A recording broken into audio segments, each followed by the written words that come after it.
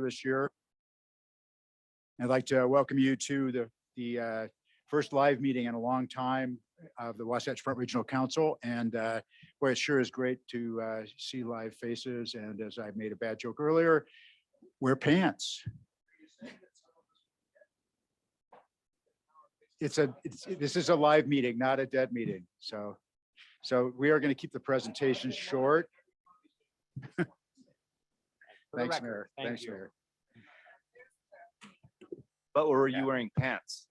We need to do the mayor mind meld here, I think. So anyway, we're going to do the roll call. Andrea's going to read the people online, and then we're going to go around the table in that room and introduce each other in the old fashioned way. So Andrea, do you want to start with that? And the other thing is, if for those of you who have either never been here before or for whom it's been so long that you can't remember, the bathrooms are kind of behind us in this hallway.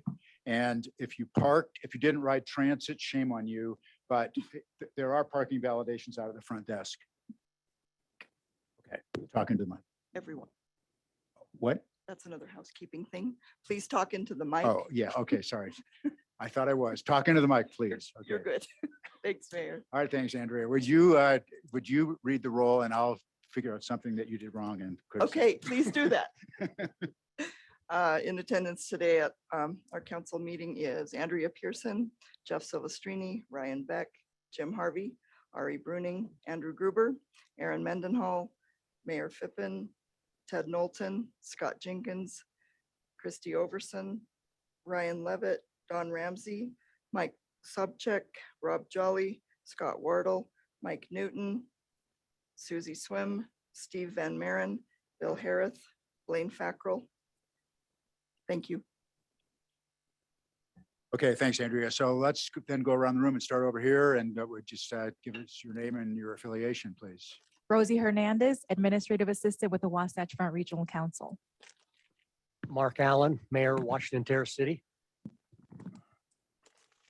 Kirk Burton, Mayor, West Jordan City. Amy Winder Newton, Salt Lake County Council. Mike Caldwell, Ogden City. Ted Knowlton, Deputy Director, Council Staff. Highway Administration. Beth Holbrook, Trustee, Utah Transit Authority. Andrea Pearson. Andrew Gruber with Wasatch Front Regional Council. Welcome, everybody. Nice to see you all online and in person. Jeff Silvestrini, Mayor of Mill Creek. Jeff Scott, Box Elder County Commission. Bob Stevenson, Davis County. Double. This is Joy Petrol, Layton City. Rob Daly Holiday. Mark Shepard, Clearfield City. Harry Newell, Udot. And Emily Stockton. John Pullman, Fruit Heights City. Karen Lang, West Valley City Mayor. Okay, so you can go to the back of the room and just yell at us, will you please? I have a microphone. Okay. Julie Bjornstad, WFRC staff. Bert Granberg, WFRC Analytics Group. Meg Townsend, WFRC staff. Mike Sapchuk, WFRC Communications. Jory Johnner, Long Range Planning Group, Wasatch Front. Chris Coombs, Senator Lee's office. Ned Hacker with the WFRC staff. Rhonda Perks, Office of Congressman Chris Stewart. Holly Sweeten, Office of Congressman Burgess Owens. Dan Dugan, Salt Lake City Council Member. Marion Florence, WFRC Finance. Michaela Jordan, Community Economic Development Group at WFRC. Chrissy Dahlberg, Community Economic Development Group. Lauren Victor, Long Range Planning Team at WFRC. Ben Withrich, Wasatch Front Regional Council staff. Nikki Navio, Long Range Planning with WFRC. Wayne Benyon, WFRC staff. Matthew Silsky, WFRC staff. Chris Day, WFRC Analytics Group. Tyler Torres, WFRC staff intern. Amber Gonzalez, WFRC staff. Miranda Jones Cox, WFRC Government Affairs. Marsha White, Economic Development, WFRC. Okay, and Commissioner Kamala, you want to introduce yourself?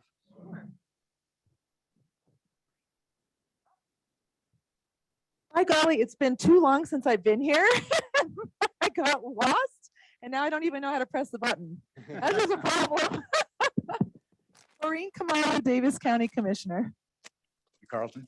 Carlton Christensen with the Utah Transit Authority. Okay, thanks, everybody. We miss Chair. anybody?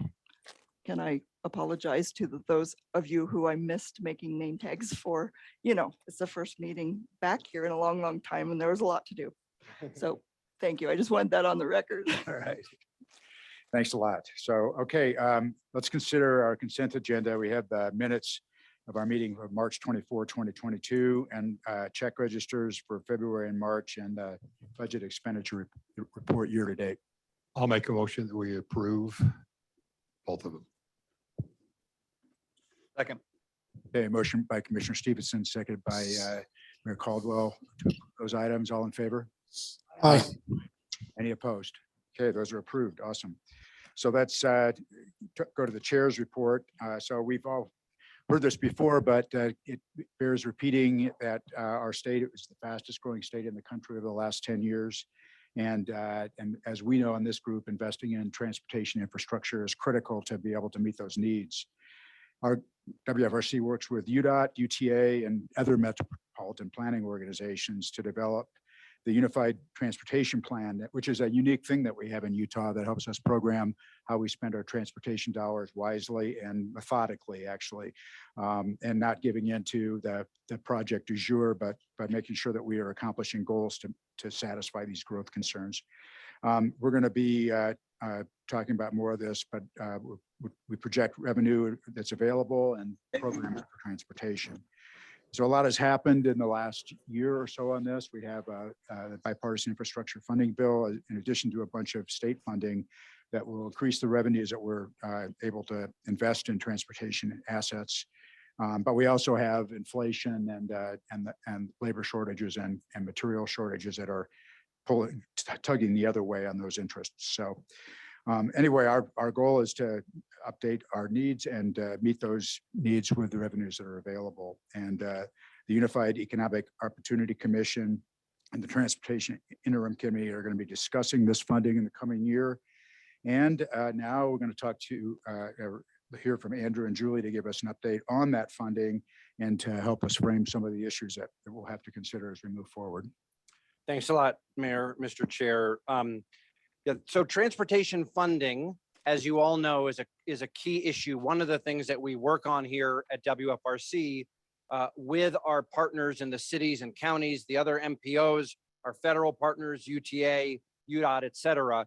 And so we want to give you an overview, as the chair said, of what the picture looks like right now in Utah for transportation funding. Where are we at now and where are we headed? Now, we're doing this sort of for two reasons. One is that this is a core part of the work that we do together, considering the needs and then also the anticipated revenues. It's part of our development of our Utah Unified Transportation Plan. The second reason we want to do this is because we are we know that over the course of the next 6 months or so, there's going to be a lot of debate and discussion around transportation funding. As the chair noted, there's several legislative bodies that are already teeing up to look at this, which we think is a really healthy thing. So Julie and I are going to go through this. I'll note that Senator Wayne Harper is a member of the Wasatch Front Regional Council. He's in the meeting with us here today and has been a leader on transportation and transportation funding issues in the legislature for a long time. And Representative Mike Schultz is a member of the Wasatch Front Regional Council. He was not able to be with us today because he is on important rodeo business. You can figure out whatever you want about what that means. But he also is a leader in transportation funding, and we've been working with the senator and the representative on an ongoing basis. Okay, so transportation funding. Let's go to the next slide, please.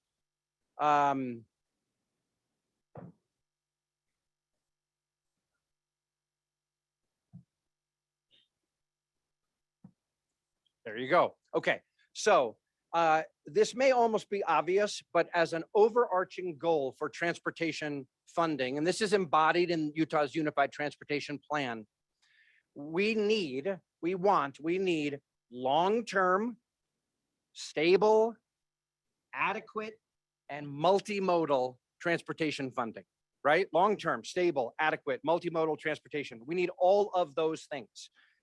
And this is something that is recognized not just in our Unified Transportation Plan, but also by the state, if you will. Last year, the Unified Economic Opportunity Commission passed a motion unanimously to, as it says on the screen, support continued investment in priority multimodal transportation options.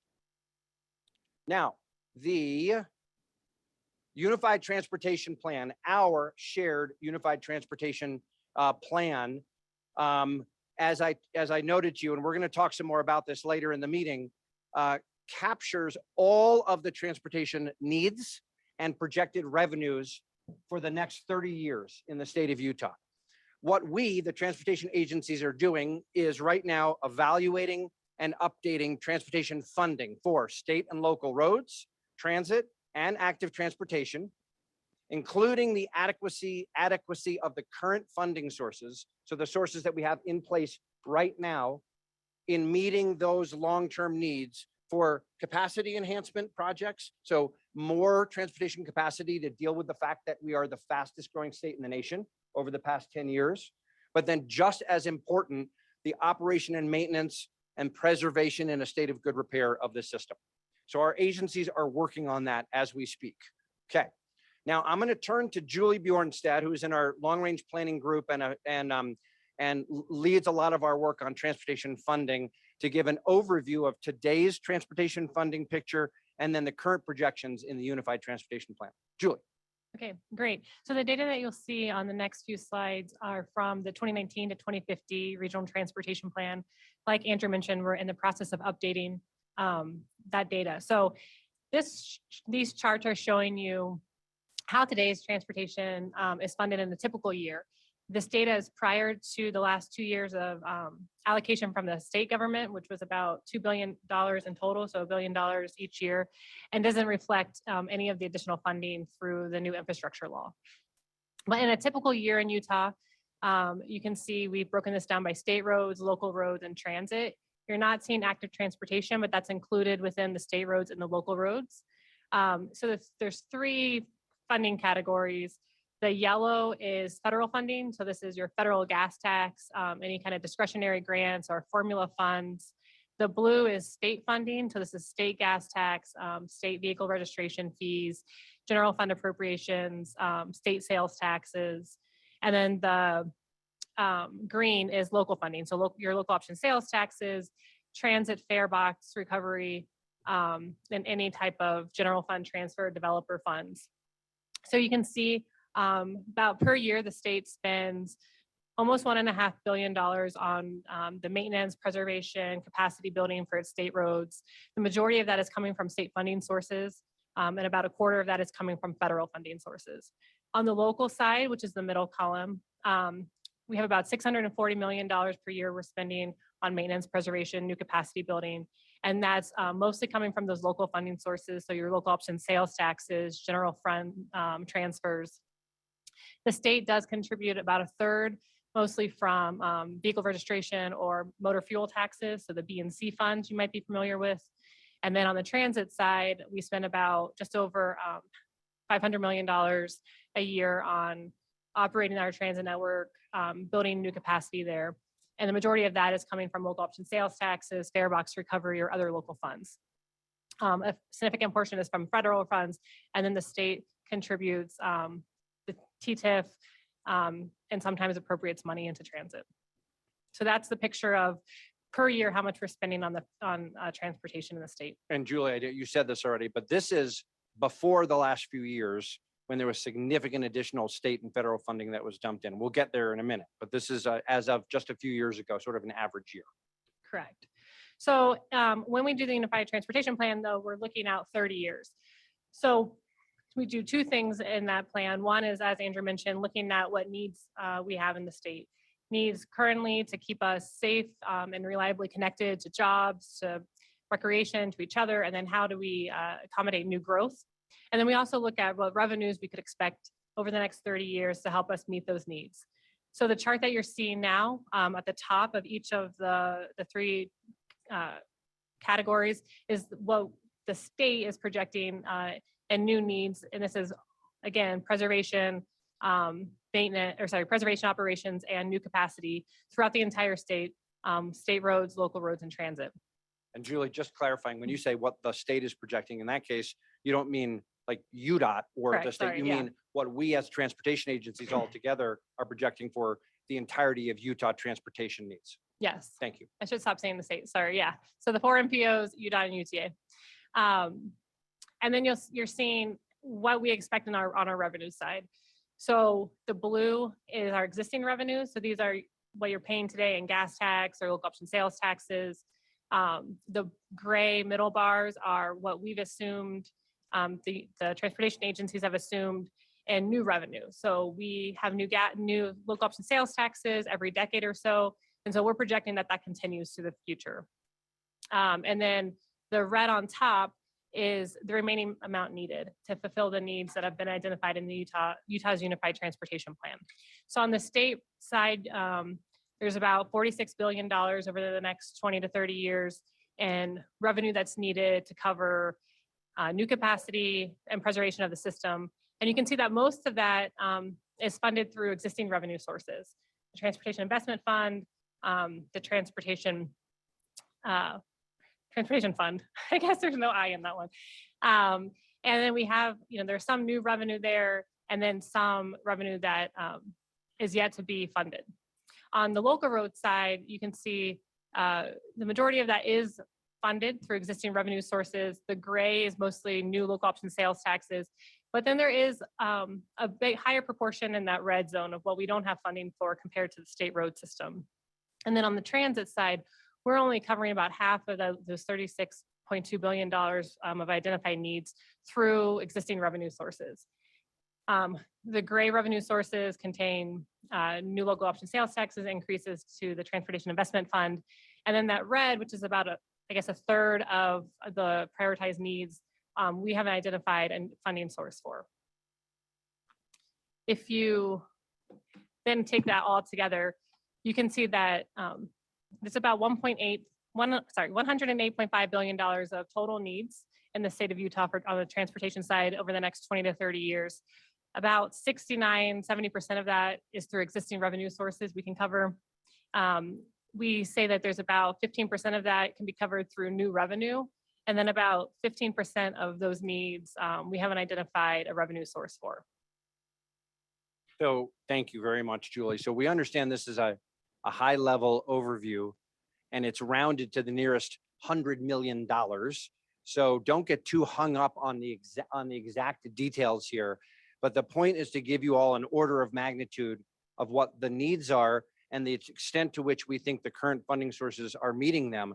And so if you want to sort of focus on a number, that 16.5 billion slice of the donut is the highest priority, what all the transportation agencies working together have identified as the highest priority needs for which there is not yet funding identified. I mean, there are, from a planning perspective, we've identified that we anticipate there will be, but action would need to be taken to identify actually those revenues coming in. Now, that's, as Julie noted, that's as of a few years ago and what's in the current Unified Transportation Plan. So let's go to the next slide. Here's just a few of the things that have happened or are happening as we speak over the last few years. The state over the past few years has appropriated over $2 billion in one-time funding for transportation.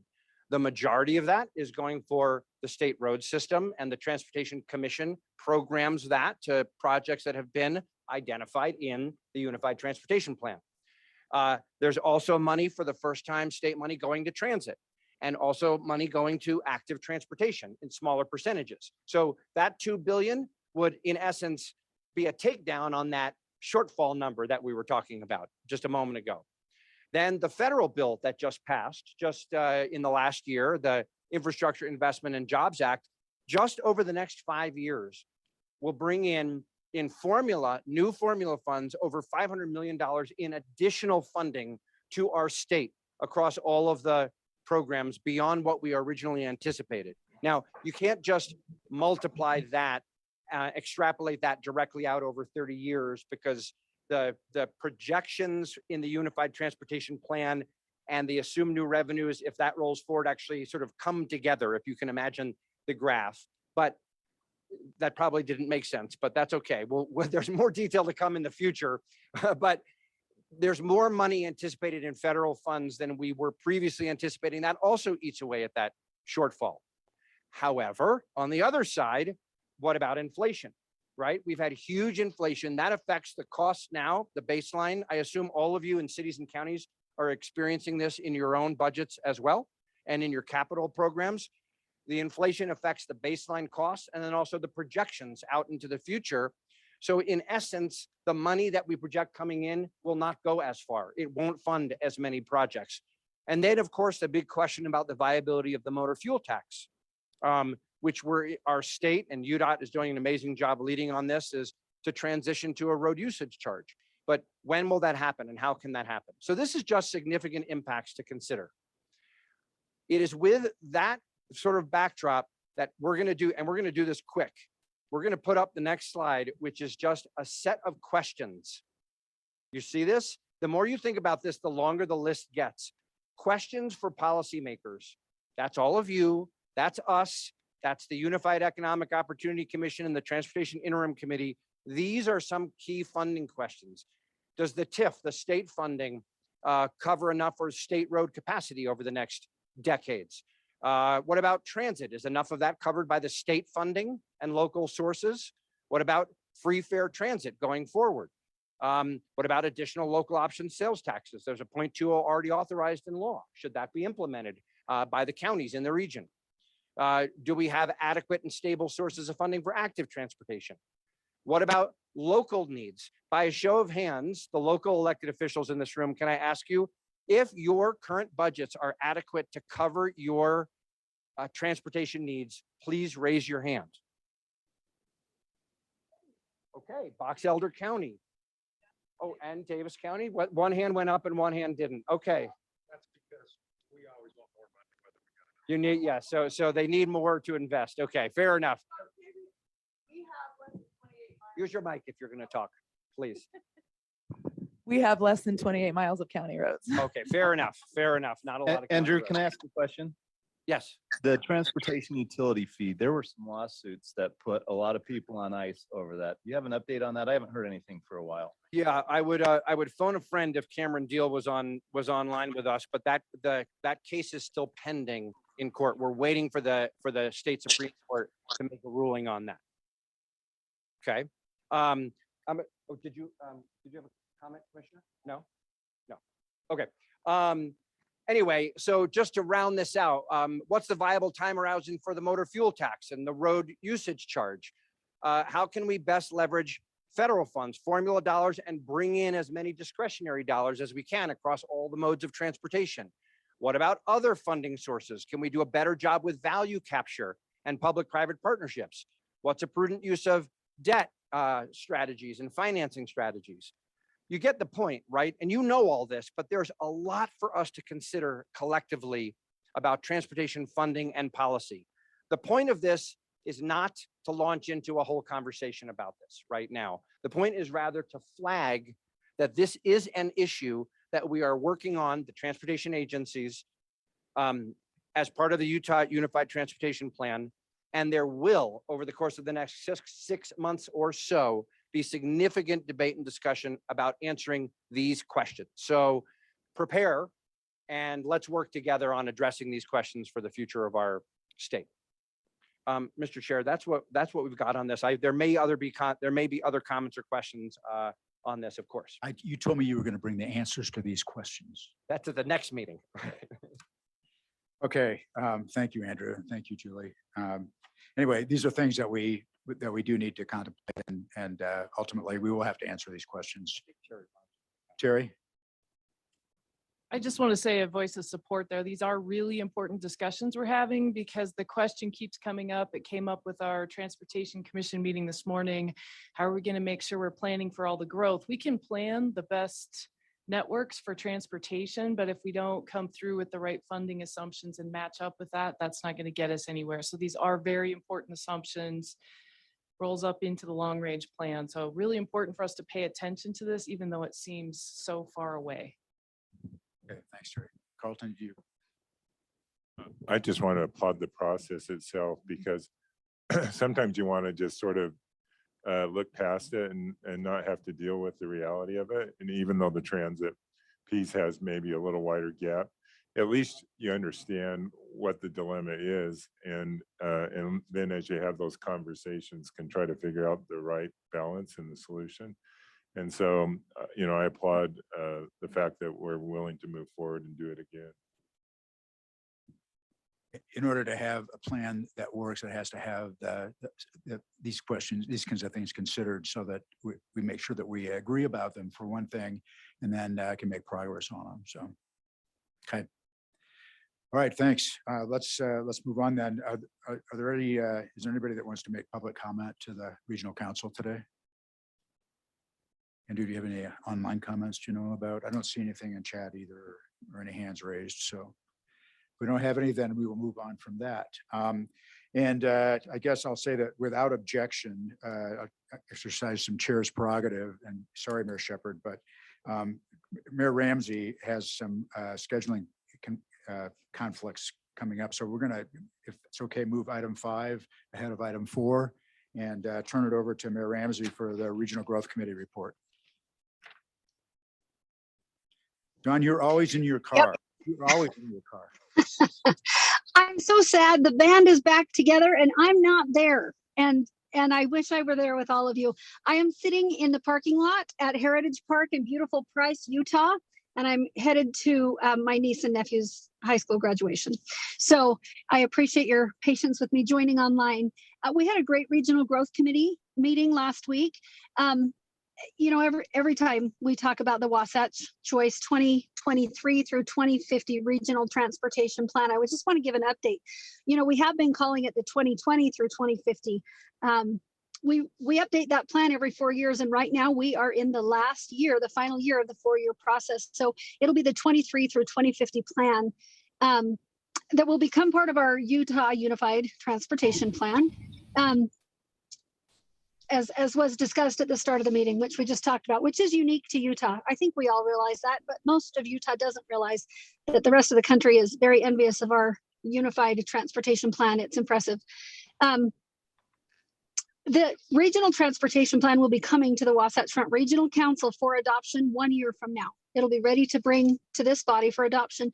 And over the next year, staff will continue to work with communities and partners to finish up the phasing of the transportation projects when projects are planned to occur between now and 2050, based on needs and also on projected available revenues, as we've discussed. Regional Growth Committee also discussed the process for developing 30-year forecasts for finances, growth, and transportation needs for the RTP. I'm going to ask Bert Granberg, who he leads the analytics team here at WFRC, to give us just a quick overview of what goes into making those forecasts, because it's important. So Bert, if you don't mind.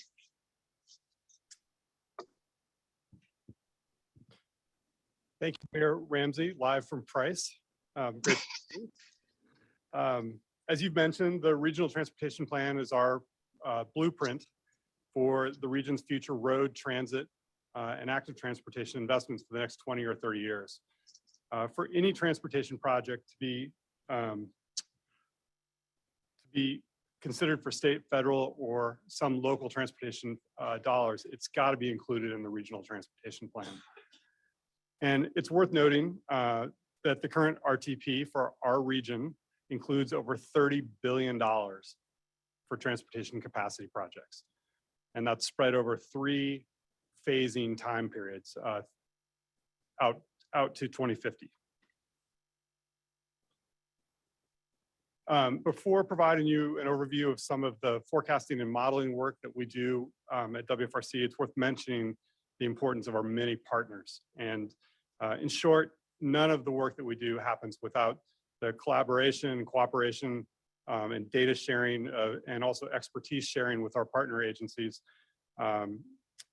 which include transportation agencies, local government, and other key contributors and advisors. And if you look at this list, I think you're going to see most everyone here represented on the list, and just say thanks to everyone for your support of our continued regional forecasting work before I dive in.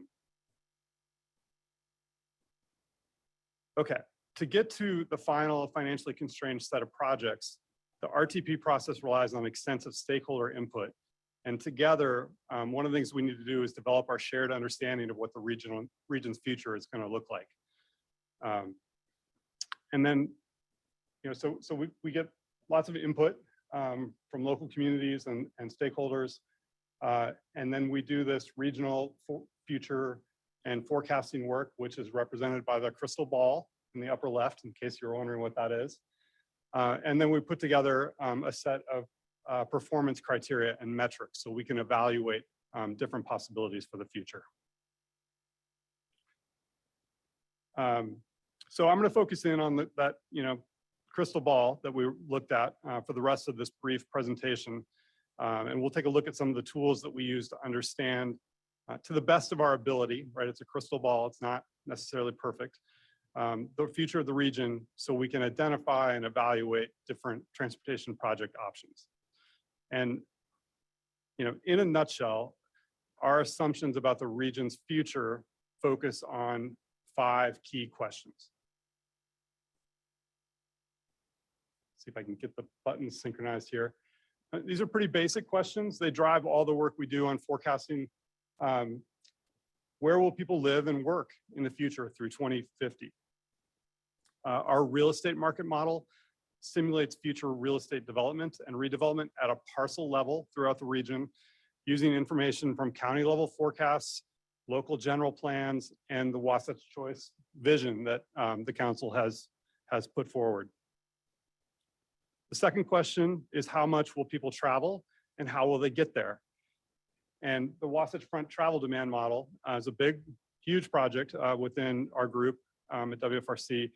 It simulates households and freight movements by vehicle and then also transit usage across the region.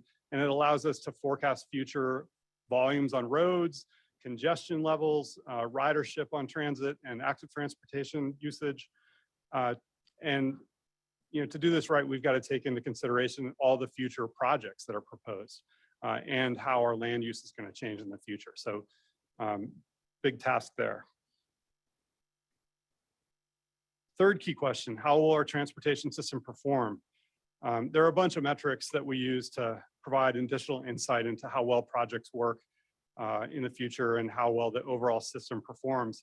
2 notable measures that I'll mention now are our access to opportunities metrics that combine a look at how fast we can travel in the region with how short the trips are that we need to make to workplaces and other destinations that we want to get to.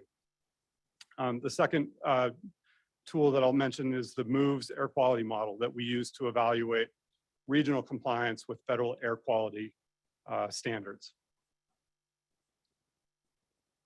Okay, moving right along, how much funding will be available? Julie and Andrew have covered that in detail. But suffice it to say, this gives us the budget for the RTP projects that can be included as the federal requirements around the regional transportation plan require that everything be financially constrained to match up with the anticipated level of revenue. And lastly, what projects provide the most benefit? And the council in its previous work has adopted 10 key goals for the region. And our project prioritization models look at how well the projects work together in the areas of things like safe and user-friendly streets and manageable and reliable traffic conditions and air quality and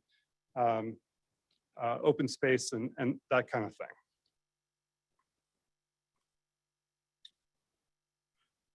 Okay, so this is my last slide. The analytics group at WFRC and the long and the short range planning teams will be working to wrap up our demographic and travel forecasting and financial modeling and project prioritization work this spring and summer for the RTP process. There'll be another round of feedback sought from partner agencies, local government, other stakeholders in coming months. We'll come to cities and counties and others to review the demographic forecast, basically where people and jobs are going to be located in the future in the coming months. And the phased and financially constrained projects list will be presented for feedback as sort of the main event item in our fall Wasatch Choice workshops, which will be held around the region. And lastly, barring any unforeseen circumstances, the Regional Growth Committee and the Council in your meetings 1 year from this month will be tasked with formally adopting the 2023-2050 Regional Transportation Plan. And that includes the forecasts and the tools that I've summarized for you today. And I'll stop there and see if anyone has any questions. Any questions for Bert? Thank you, sir. Back to you, Don. Thank you. Thank you, Bert. Thank you, Mr. Chair. So the second part of my report is there's been a lot of work that's been done on trying to figure out our station area plan certification process and our technical assistance approach. As you'll recall from our extensive discussions during the last legislative session, HB 462 requires cities with major transit stations to develop station area plans. We like to refer them as SAPs. This was part of a broader effort to address the issues of housing availability and affordability and some of the challenges we're facing and how to coordinate housing and transportation. Just a reminder, in this bill, WFRC and MAG are given the responsibility to certify that the SAP satisfy the statutory requirements. And it's a different role than we've ever had at WFRC. At Regional Growth, we discussed how to approach the review and certification of these SAPs. And the approach recommended by RGC is reflected in the station area plan certification policy that came as part of the materials for this meeting. It's in the packet. Today, we as a council have the opportunity to adopt that recommended policy. This legislation and this approach reflect a balance and a compromise where local governments continue to be able to determine our local use and development that works best for each of our communities, while also advancing the shared goals as part of the larger ecosystem that we are all part of related to housing and transportation that are consistent with the principles in our shared Wasatch Choice vision.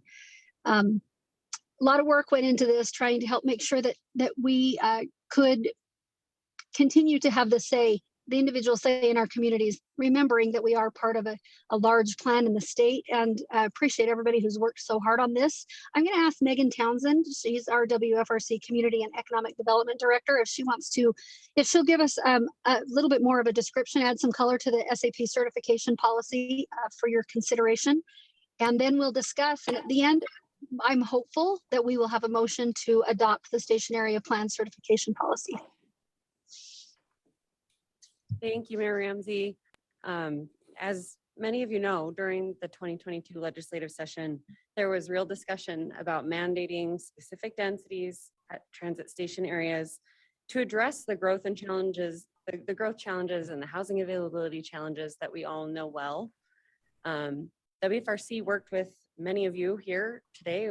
We worked with legislators, the state, regional and local partners, including the League, UTA, private sector developers and the cities to develop an alternative approach that really values local land use authority and also implements our Wasatch Choice vision that we all work on together.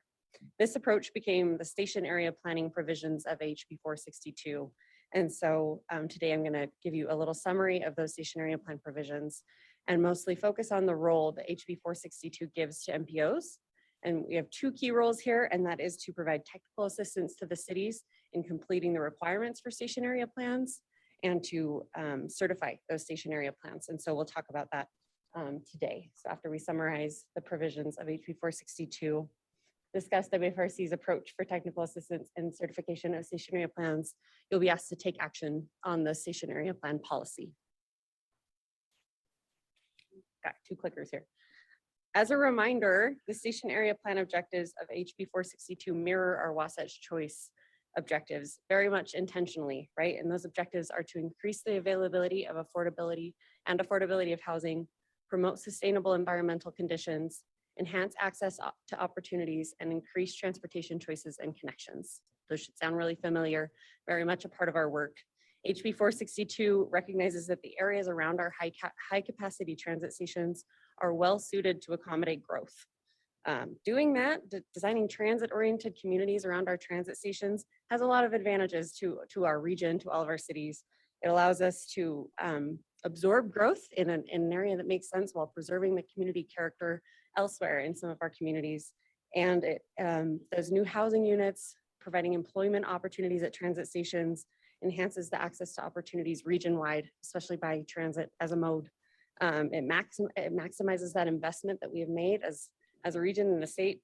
A lot of people that worked on this before all of us, some of the people in the room may have worked on securing that investment in transit. That's huge, and we have to maximize the opportunity that's there in front of us. And finally, it can reduce the overall housing and transportation costs. That's one of those measures within the Wasatch Choice Vision that we talk about all the time, right? HB 462 does require that the cities develop station area plans, but it doesn't dictate the particular development. It doesn't mandate any density. It rather puts the responsibility on communities to determine what's best at their transit stations while meeting those objectives, instead working with partners. And that gives us the opportunity as WFRC to try to work together and ensure that that meets the objectives within the HB 462 as well as our Wasatch Choice objectives. So that desire to thoughtfully plan around stations and promote these objectives is something that WFRC can help with. Quick reminder, the station area plan provisions of HB 462 impact 20 cities in the region. Those cities either have front runner tracks or streetcar stations or bus rapid transit stations in exclusive lanes or a combination of those. It requires HB 462, I'm going to stop saying the full number. The bill requires that cities plan for a half-acre radius around their tracks or front runner stations and a quarter-mile radius around BRT stations. So that's the planning area. So in that station area plan map, that's what it encompasses. To help cities understand the responsibility that they have under this bill, we have produced an interactive map. It's now online. Mike will actually drop that link in the chat for those folks online, but we have a web page on the WFRC website where you can open this map. It's all of the station areas overlaid on the Wasatch Choice Vision. What's really cool about that is when you open it, not a surprise to any of us, but the centers in the Wasatch Choice Vision follow regional transportation. So it really reinforces the work that all of you are already doing. So many cities are already planning for centered development around their stations. And that map is a really clear picture of that. There's these perfect circles around the stations and then all of your really great plans mixed in with much more specific geographies. It also shows where the station area plans may cross municipal boundaries. Even more reason for us to work together, right? Some of you share stations, you share station areas. So we're here to help you do that. I'm sure I got the same slide up here as I do right here. As a reminder, there are 5 key components of station area plans. That includes the vision. This is the development opportunities and constraints, the transportation system, the land use plans. Maybe that's for some open space. Maybe it's for residential, commercial, mixed uses, right? It includes a map with that station area boundary, half-mile radius around fixed rail, quarter-mile around BRT. It includes a 5-year implementation plan. So those actions your city can undertake to accomplish this vision. An explanation of how the 4 objectives within HB 462, the objectives for station area plans, how those objectives are met through your planning work, through the city's planning work. And it needs to include public involvement and stakeholder engagement. The bill specifies that the Mpos should be involved, UTA should be involved, the public, the businesses should be involved, right? This should be a well-engaged process. Prior actions that the city has already done can accomplish some of these. So by adopting a resolution that says, you've done these parts, the station area plan work that you've already done can be certified. Additionally, the city may demonstrate that some of these requirements at certain stations may be impracticable.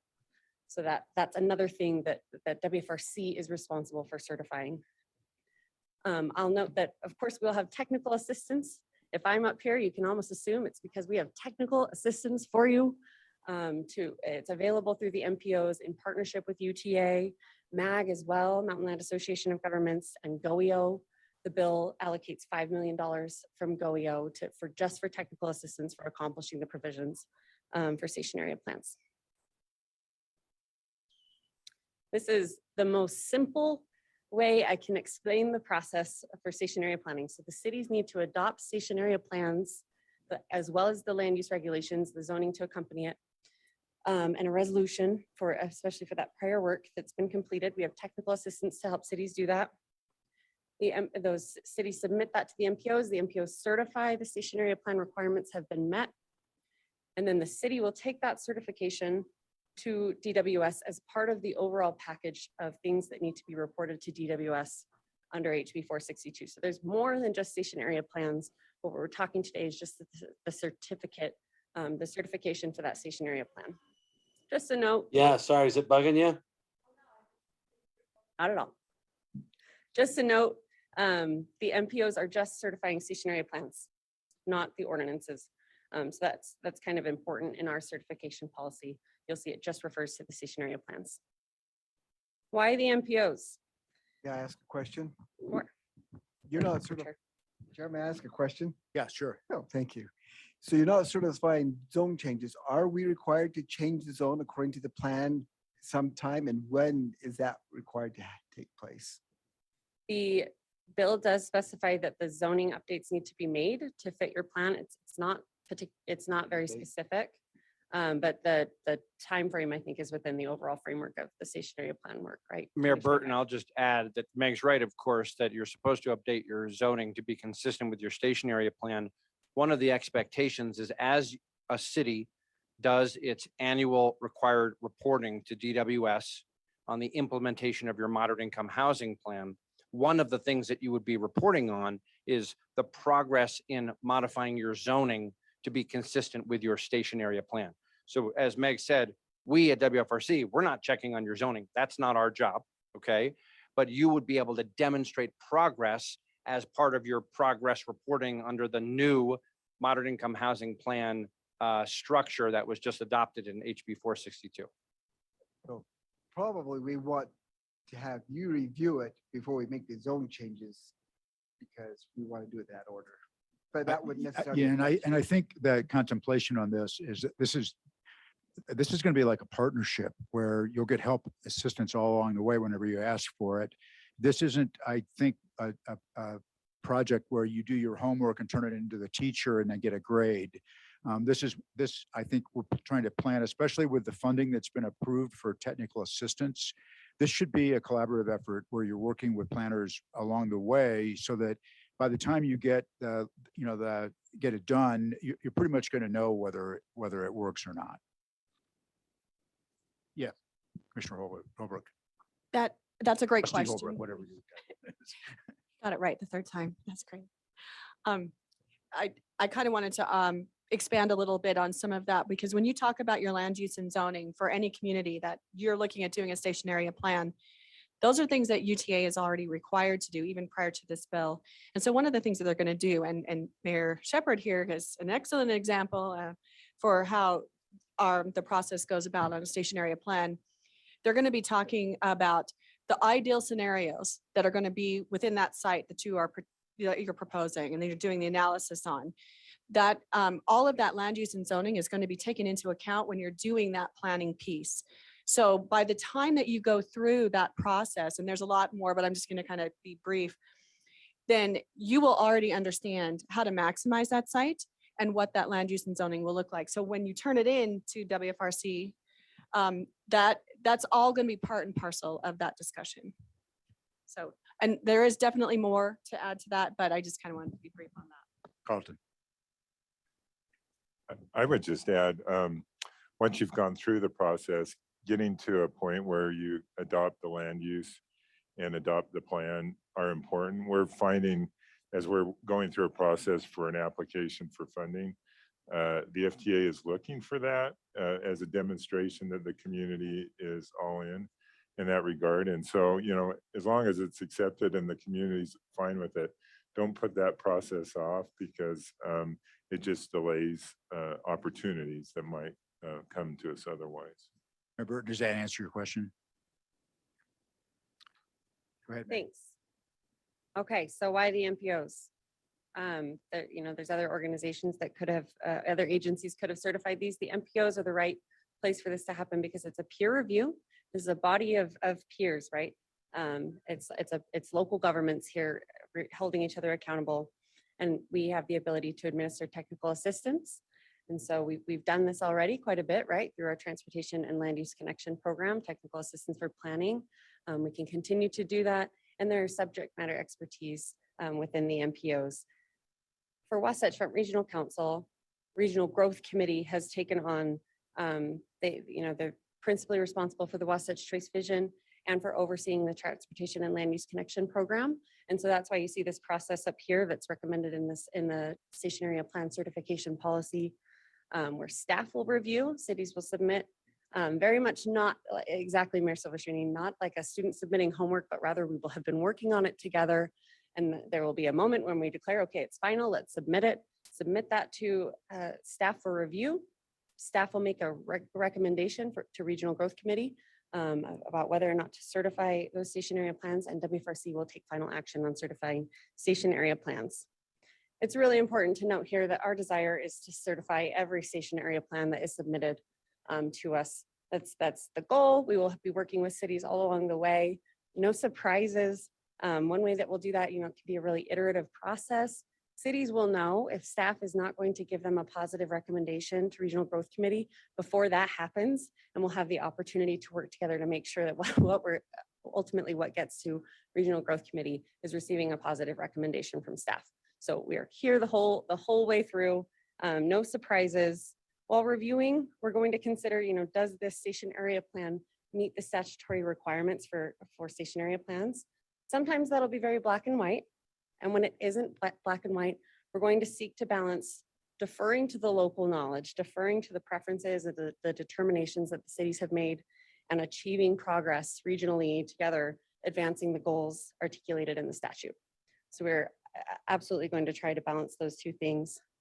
Regional Growth Committee discussed the level of scrutiny under which we should do that. So we discussed 3 options: a perfunctory review, low level of scrutiny. If the city says that requirements have been satisfied, that's what we'd look to. A reasonableness level of review. WFRC would utilize professional judgment and would not dictate how the city satisfies the requirements, but whether the city had reasonably satisfied requirements. And strict scrutiny. So WFRC might determine both how and whether the city met the objectives to the fullest extent. Now, Regional Growth Committee, you'll probably not be surprised, discussed recommending a reasonableness review. And so Mayor Ramsey, Mayor Silvestrini were very involved in negotiating both the legislation and considering the approach for WFRC certification. So I'll turn it back to you, Mayor Ramsey, if you'd like to elaborate. And Mayor Ramsey, if I could, I'd like to say something about this as well. So, I mean, I know many of us in this room and in this meeting were involved in the negotiations at the legislature concerning this legislation. Frankly, it was remarkable actually how the staff of both UTA and Wasatch Front Regional Council labored on this late at night, overnight, to come up with things like basically at the drop of a hat. When Andrew or Mayor Ramsey or I or Cameron Deal would say, we need this, they actually delivered it. But the thing to remember about this is that this legislation is a clear compromise. We had people at the legislature that were beating on us to say the state should just make municipalities and counties do these things. The state should mandate this, the state should mandate that. And we pushed back on that because every one of these station areas is different. There are some of them that can tolerate more dense development than others. And the local governments know most about that. And we're also the ones that need to bring along our residents in a transparent process to work through this, so that we are basically teaching while we accomplish the Wasatch Choice Vision, which is we do want to put density next to transit where it will have maximal impact in solving our growth concerns. But we also need to be sensitive that there are some areas that are maybe already built out or don't have the same flexibility as some kind of a greenfield area, and those things need to be accommodated. So this is a compromise. There's also been discussion, I mean, that the forces of evil that we were working, against, I will say, they really wanted this to be a situation where there wasn't very little latitude for discretion. And so we actually fought for this very unique role to have us be able to control this and to do it collectively and at the regional council level, at the MPO level, so that the goals of the state would be accomplished, but we still have individual flexibility. But fundamentally, we're all representatives of local government, counties, cities, townships. We still have that control in our hands. And then the other question about this is, this puts this regional council in kind of maybe an awkward position at times where we may have to, nudge somebody along and say, well, that's a good start, but, have you considered that you haven't satisfied this requirement that the legislation requires? That puts us, that's kind of fraught, for us to be colleagues and all that, but still, give advice like that. And so there's a real question about how heavy of a hand do we use on that? And I think that what the regional council has discussed and coming up with a reasonableness standard strikes the right balance that will allow us to go in and say that we've approved a plan with a straight face. We haven't just been a rubber stamp.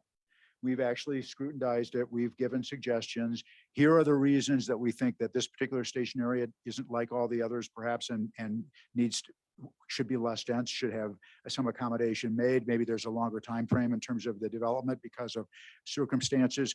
But this allows us to maintain that kind of integrity while still doing this ourselves. And so that's why I will recommend approval of this policy, because I think it does strike that balance. It is going to put us in a difficult position, but frankly, I think most of us would rather be in that position than having someone at Workforce Services just tell us what we have to do.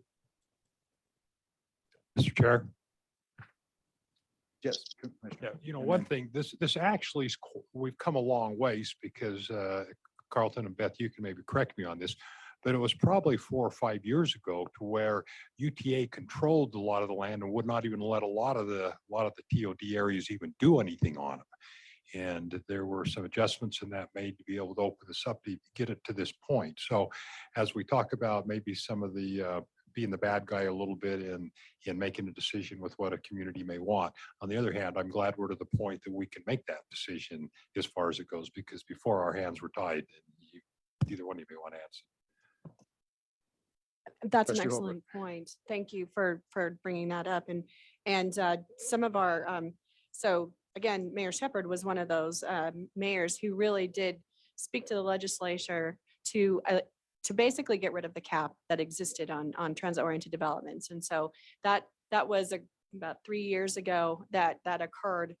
And it really does change the dynamic for UTA, certainly, because then now we get an opportunity to look at all of our sites and see what can be done based on wherever they're located within that community. I also wanted to talk about something else that is not necessarily the same topic, but can be impactful in the future. One of the things that shifted in the legislature this past session is that the Commission on Housing Affordability got rolled into the GOEO group. And so some of that dialogue about housing and affordability and attainability, you're going to start to hear those words a lot, is really going to be coming to the forefront, I believe, in the next legislative session. And there is a goal to take a look at it and see what can be done, because everyone understands that you can't just say, I'm going to build and done. It's already done. You're breaking ground. There are so many elements involved in this. And I know that the real goal is to see some momentum from this. And so I think when you see some of the elements coming up in the next future, as well as everything that has already been discussed, I think that there's an opportunity to really take advantage of what we can do as what you guys can do as local communities and UTA can do with their respective sites. Thank you. Mayor Ramsey, back to you. Thank you so much for the discussion and for all of the comments.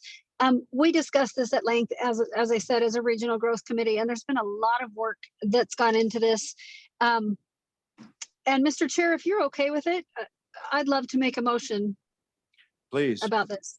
All right, I'd like to move that WFRC adopt the station area plan certification policy that's been recommended by the Regional Growth Committee. I'll second the motion. Lorene Kamalu. So we have a motion and a second to approve the stationary plan certification policy as recommended. Further discussion to that motion? All in favor, please unmute or otherwise say aye. Aye. Aye. Yes. Any opposed? Okay, that carries unanimously. Thank you very much. And thank you, Mayor Ramsey. Enjoyed your graduation. I'm sure if you went to all of them, you would never have time to do anything else.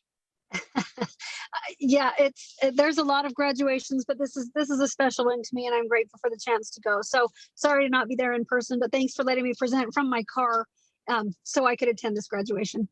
Okay, safe travels and happy Memorial Day. Thank you. Thank you. You too. Okay, Mayor Shepherd, back to you. Thank you, Mr. Chair. So the Transcom Committee met this past month and approved board modifications to the 2022-2027 Transportation Improvement Program. Those are in your minutes. If there's any questions, feel free to let us know. We have today some modifications that we need to make to the surface transportation program, the congestion mitigation, air quality, the CMAQ, and the transportation alternatives program. And we get about $40 million each year in federal funds that we distribute, mostly to local governments in our region. And we've got a lot of applications this year and extensive work that's been done to evaluate the projects by staff at the WFRC and the cities and counties, Udot, UTA, and Transcom. And so I'm going to turn the time over to Ben Withridge to go over those projects. Thank you, Mayor. Traditionally, as we start here, to remind each of us that we are talking about the tip or the top, or I guess it's tip is how it's rightfully spelled there. And this is, we are currently working under the 2022-2027 Transportation Improvement Program. And as a reminder, the Transportation Improvement Program is a 6-year program of funded projects for highway transit and active transportation projects. It implements a long-range plan. The projects that we've been talking about, it meets the short-range needs, and it also addresses our existing needs. It's modified periodically, mainly because of the dynamic nature of the projects with the funding, change of scope or timing of a particular project. There are 3 items referring to the tip today, and one, as referenced by Mayor Shepherd, was a report on the board mod to the regional council or to Transcom. And then there's to approve a new board modification, which we'll spend some time on, and then review the new projects that'll be moving into the transportation improvement programs, or the STP, CMAQ, and TAP projects into the draft programs for the 2023-2028 tip. So as referenced, there's an item in the packet there, or with your meeting materials, with the signed resolution with those board modifications. And the board modifications that we'll address today, this is the 7th board modification that's before the regional council since the tip was approved back in last August. It's important to note, and I'll read this here, that the projects included in this proposed amendment are either included in phase 1 of the regional transportation plan, or are not regionally significant, or are exempt projects that do not need to be reviewed for conformity and consistency with the state implementation plan according to the federal law. Thus, they do not need to go out for a 30-day public comment period, but are for a public comment period during this meeting. So in your meeting materials, there are 3 tables, and we'll go through each of the projects that are identified in those tables. The very first project that we have to look at is a project in Salt Lake County. This project, it's a Udop project on I-215. This to construct a new off-ramp and frontage road system on southbound I-215 between 4100 and 4700 South. This project scope also includes the construction of 2 cross streets from the new frontage road up to 2700 West, the first one being on 4250 South, the second one on 4400 South. This project, if I may reference here on House Bill 3 from the 2022 state general legislative session, directed the Utah Department of Transportation to determine that the land owned by the department near the Calvin Rampton complex is surplus to the department's needs. Its estimated value for sale there on that particular piece is $7 million to come back into the TIF program. It was also directed to the city of Taylorsville that they will pay $900,000 per year from their county of the first class funds for the next 15 years. So this project will construct a new frontage road with the additional roads to eliminate. What this will do is eliminate a lot of the congestion on 2700 West and 4700 South. So a new project, $32 million coming in to the tip. The next project is a project in the same location. This was a project that was years ago approved by the Regional Council for a frontage road on I-215. When the Regional Council approved this project, they approved $3 million towards this project.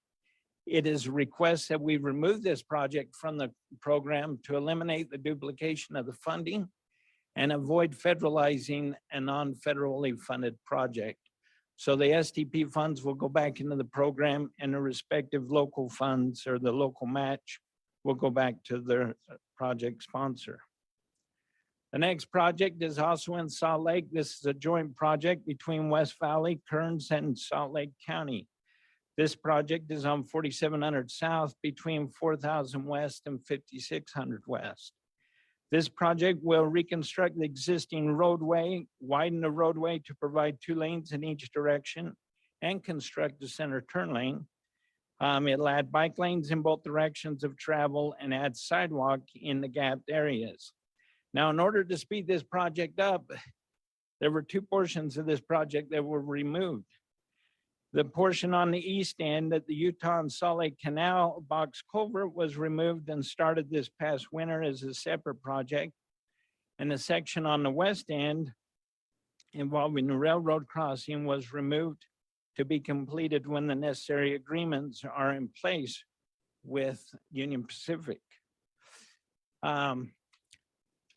So recent bids came in on this project, and the low bid coming in was 23% over the engineer's estimate. The main reason that it came in high included mobilization, traffic control, roadway excavation, granular borrow, and hot mix asphalt.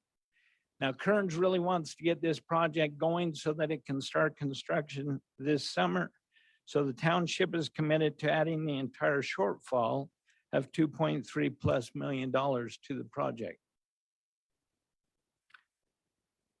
That brings us to the second table, which begins at 3 projects to identify. The first project is in Salt Lake City. This is South Salt Lake project on 5th West. This project is between 33rd South to 39th South.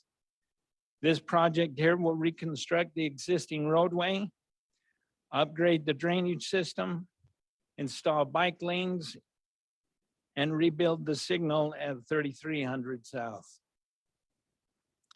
Recently, bids were opened on this project and the lowest bid came in over 40% over the engineer's estimate. Again, the main items for this bid was the mobilization, traffic control, roadway excavation, and untreated base course. This project, South Salt Lake would also like to award this project so it can also begin construction this summer, and has made a commitment to bring the entire shortfall of $2.1+ million to the project. Now, there's a reason on these that the highlight here from the Department of Transportation is they help us understand that these items are indicators that the construction industry or all the contractors are already busy. And that's why the bids are coming in high on these particular items. There's a lot of factors that elevated project costs, but they're so busy right now that the project costs are going up, and some projects aren't even being bid on. As a project that just recently closed in Mill Creek did not get bid on. Awesome, Mayor. We'll come and help you. The next project here is our state programs funded with state and federal funds.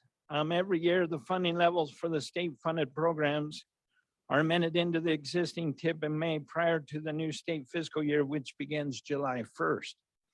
As I explain more on this board modification, I'm gonna let the presentation slide through some pictures that'll highlight a lot of the items that are covered through these programs. You see, these programs include funding levels for system preservation programs, operations and safety programs, regional or region contingency funds, and other programs. This mobilization or this board modification approves the program funding levels, but each program is treated individually. And as this table indicates, the light blue or the gray color is the existing current year. You can see the adjustments to the project totals or program totals. Then the 2023, you can see the increase, or most of the programs are staying about the same. And in those programs have funding in the outer years of 24 and 25.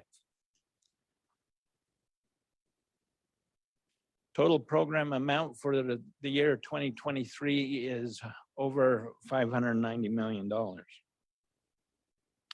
The next board modification from the 2002 general legislative session, House Bill 3 included the following language.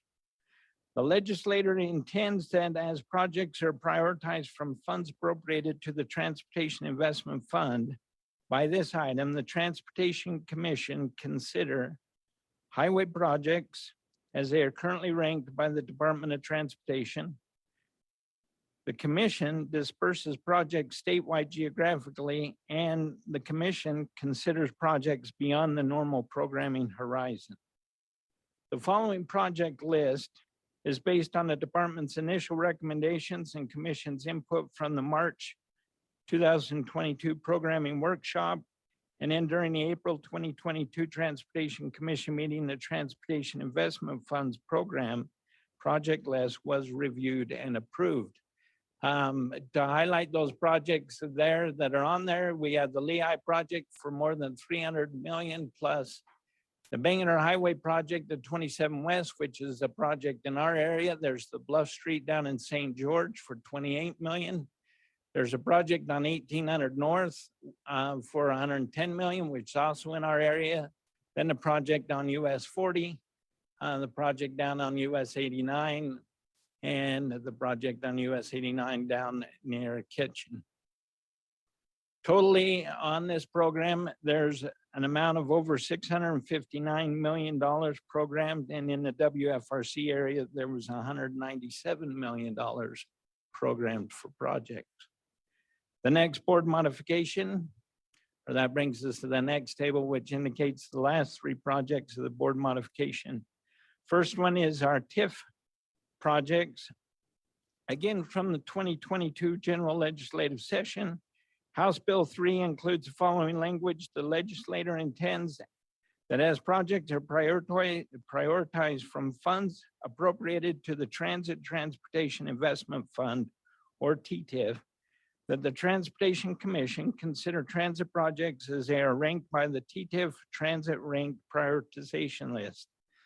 During the April 2022 Transportation Commission meeting, the Transit Transportation Investment Funds Program, or TTIF program project list was reviewed and approved. The following three projects, the project on 5600 West, the project on 2nd South, there's two on 2nd South, were projects identified in the Wasatch Front area. Total program was 55 plus million, and then the WFRC was 23.8 plus million.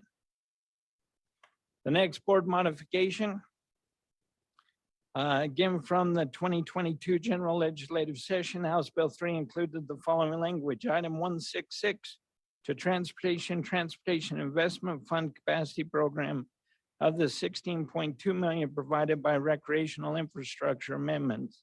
House Bill 409-202 or 2022 General Session, Item 3.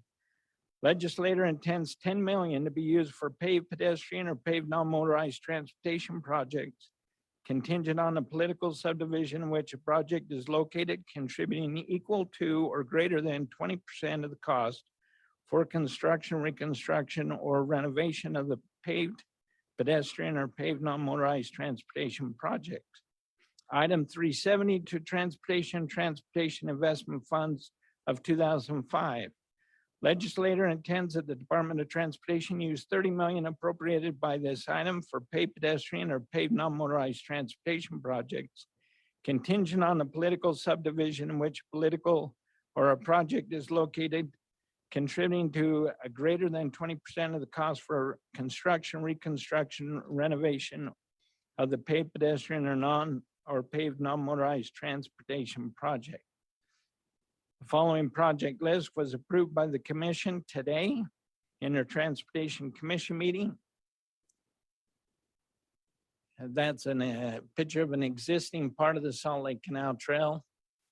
There were also 3 projects identified in the Wasatch Front area.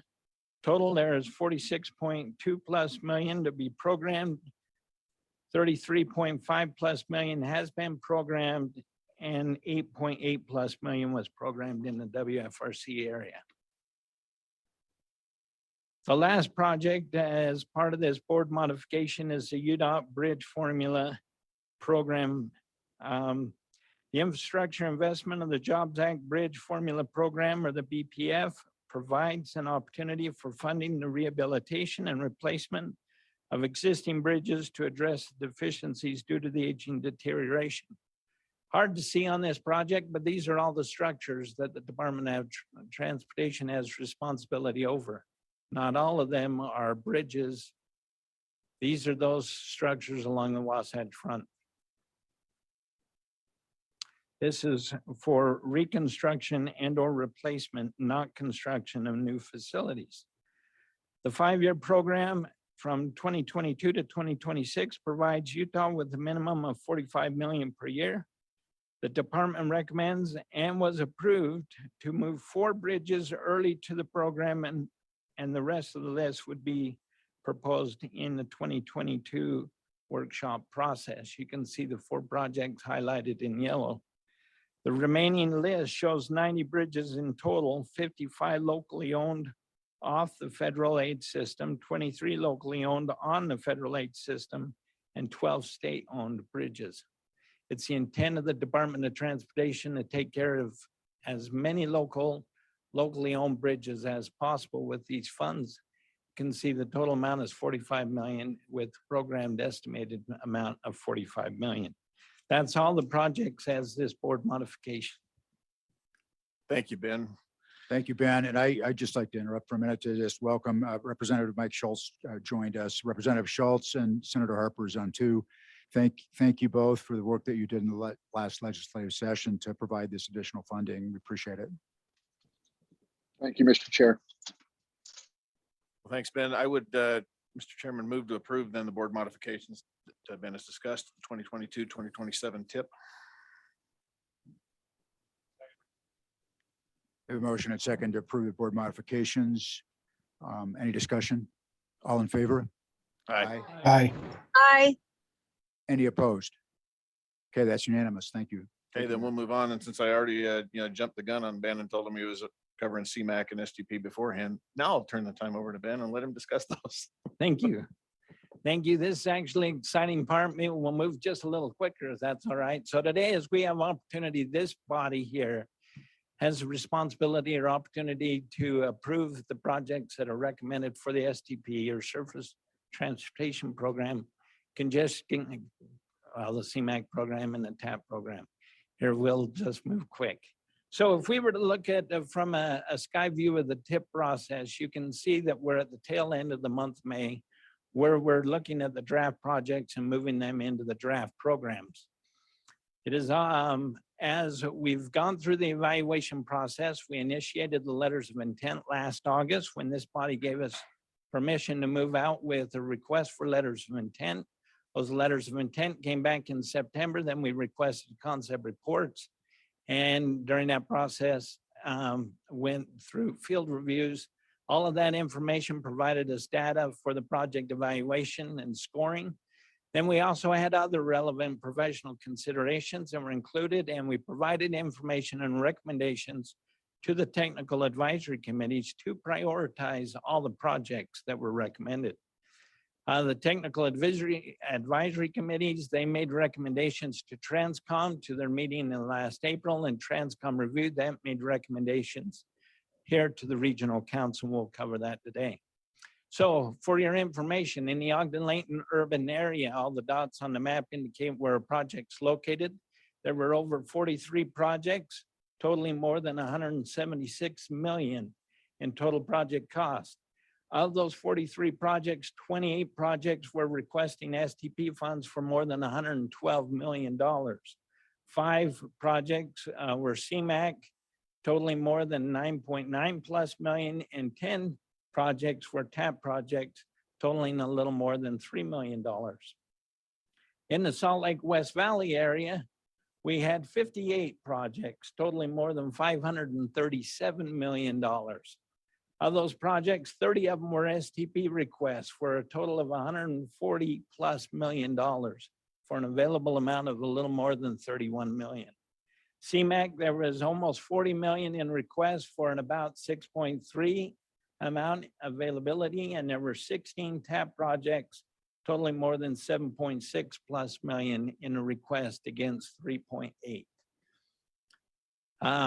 In the evaluation and in your meeting materials, there's copies of the criteria. There's the STP, the CMAQ, and the TAP programs. Those projects that were recommended, as well as the amounts that were recommended, are highlighted on those tables. We'd like to go through each of them very quickly here. In the STP program, of the 28 projects in the Ogden-Layton area for STP funds, 9 projects were recommended, totaling more than 16.7 million. In the Salt Lake West Valley area, out of the 30 projects, 11 projects were recommended, totaling more than 31.4 plus million. The summary of all those projects is the summary of the Ogden-Layton urban area projects, 9 projects there, and in the list of the Salt Lake projects there. To highlight one of the projects, we chose a project up in Perry, this up in Box Elder County. This project here is one that ties into a project that was approved by the regional council several years ago. That project was an intersection project on 1100 South, or SR 91. This project will connect that intersection there at 1100 South to the 11th West, 12th West facility through Perry. The project estimated cost was a little more than $5 million. The funds being requested was 2.7 plus million. As we made the review, went through the committees, it was recommended that we program 2.7 plus million dollars on this particular project. In the CMAQ program, of the projects that were submitted in the Ogden-Layton urban area, there were 3 projects recommended, totaling a little more than 3.7 plus million. In the Salt Lake West Valley area, there were 5 projects recommended, totaling more than 6.3 plus million dollars. Again, we have the summary of those projects. If you look at the total program together, there was more than $10 million in CMAQ project program. A project that we'd like to highlight there in the CMAQ program is one out in Riverton. This project is phase 1 of the Welby-Jacob Canal. It's a trail improvement, a little more than a mile in length. You can see the green dashed line through the middle between 126 South to 134 South. Estimated project cost was 1.3 plus million. Funds being requested was 1.2 plus million, and with discussion recommendations from the TAC to Transcom's recommending the full funding amount of 1.2 plus million. That brings us into the TAP program. Into the TAP program, we had 7 projects recommended for $1.4+ million. And in the Salt Lake West Valley area, we had 9 projects recommended, totaling a little more than 3.7+ million. A summary of those projects on the list. And the project we'd like to highlight there is a project in South Weber City. Now you might recall, it might ring a bell, we approved a project last year on this particular trail segment. It's broken into multiple phases, so it's a bite size that we're able to take care of. This particular project will go from US 89 crossing to the Weber Canyon trailhead. It's a little more than a half mile in length. Project estimated cost is $474,000. Funds being requested was $325,000 plus. And with discussion and recommendations, they recommended the full $325,000 plus. Those are the projects in the program, but there's 2 more I'd like to cover right here, and they were both approved. They're both in the Salt Lake urban area, but they'll help illustrate our next item that we need to talk about. Both of these are in the Mid-Valley Connector. This first one was a project submitted by UTA for both the STP and CMAQ program. This particular project on the Mid-Valley Connector will construct bus lanes. Now this facility goes from the West Valley Cultural Center or Central Station, all the way down to the Murray Station with a hub there at the Salt Lake Community College about in the middle. Now the bus lanes or the exclusive lanes are there in the middle along 4700 South. Talking with the committee and Transcom, this is a project that they deemed as an important project. And so they recommended that there was a request of $3 million that we put the available funds at $2.2+ million towards the capital improvements on this project to make it happen. The next project is also on the Mid-Valley Connector. This would address the hub at the Salt Lake Community College. It's in the southeast quadrant of the parking facility there. This would construct the hub that would address the Salt Lake Community College circulator as well as dovetail in to the Mid-Valley Connector. The funding request was $3 million. They felt that this was a viable and important way to show our support for this project, to get that local funding and support. And we put the remaining amount of $2.3 million on this project. Now, since Transcom met there, and as UTA began working on the process, there are some things that come to light. So the request here before is to tweak the scope of both of those projects. Now, this is something that is within the responsibility of the regional council, but here's what it does. So currently, we've got both of these projects programmed for capital improvements, but our funds will only get used if this project happens. There's a lot of factors that contribute to this project. There's the capital improvements, there's the operating improvements, and there's all of the maintenance and everything else that dovetails into this project. Well, as UTA began to prepare their grant to FTA, it was identified that if they were to make some tweaking in that they would be able to rank, or that the application would show in a more favorable light with the FTA to accomplish and be successful in their bid for this grant. So the request from UTA is that we take our funds and we move these funds to the operation. That'll allow UTA to free up the operation funds and move them to supplement the fair. And then the grant from FTA will come in and take care of the capital improvements. So we'll get our project, everything will happen that we intended to get. But this way it helps our odds when we're applying for this grant with FTA. Now, here's something else that UTA is going to do. So if we adjust the project scope to fund operations, it strengthens UTA's application to the Federal Transit Administration. It's a small starts. I had a brain block. I couldn't remember what the grant name was. Small starts funding. UTA can increase the small starts funding request to cover the capital expenses, resulting in greater funding in the total for both the capital and operational portions of the project.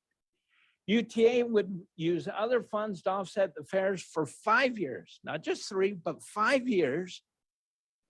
And it's proven fact, UVX is a great example of this, and Ogden BRT will soon be a good example, that free fare helps generate new transit users because they'll get on without the fear of experimenting, and then they'll determine that this works for them, or they'll tweak their schedule or whatever they do so that they can use this facility. With the intent of this strategy, this is something that they would like to implement on. And then last and most important is WFRC program funds were recommended for the overall project implementation. So as part of the approval of the STP, the CMAQ, and the TAP programs, this is before you as a modification to the CMAQ recommendations. Any questions? That reflects some awesome creativity and also collaboration. So that's the kind of thing we want to see. That's the Utah way, right? I just want to note that for our members and communities in Morgan and Tooele counties, you didn't see any projects in your area through what Ben was just presenting. And that's because these federal funds in those areas are programmed through the Department of Transportation, through Udot.